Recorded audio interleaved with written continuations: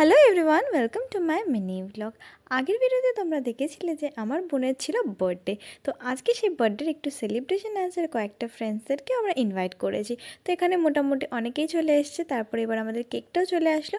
কেকটা কিন্তু খুব দারুণ বানিয়েছিল, যেরকম আমরা ফটোতে দিয়েছিলে এক্স্যাক্ট সেরকমই বানিয়েছিল, আর টেস্ট তো দারুণ ছিল। তারপরে তো এখানে বার্থডে গার্ল সবার সাথে একটু ফটো তুলে নিল, আর স্পেশালি এই পুচকুগুলোকে এত মিষ্টি লাগছে দেখতে, মনে হচ্ছে তো ওরই বার্থডে। তো তারপরে সবাই মিলে এখানে ফটোশ্যুট করার পরে এবার কেক কাটিং ফাইনালি স্টার্ট হলো। Happy birthday to you, happy birthday to you, happy birthday dear Papu, happy birthday to. Cake cutting হয়ে যাওয়ার পর তারপরে এখানে আমার বোন সবাইকে একটুখানি কেক খাইয়ে দিল, মা বাবা এবং আশেপাশে যারা ছিল সবাইকে একটুখানি কেক খাওয়ালো। তারপরে ওকেও সবাই মিলে কেক খাওয়াচ্ছিল।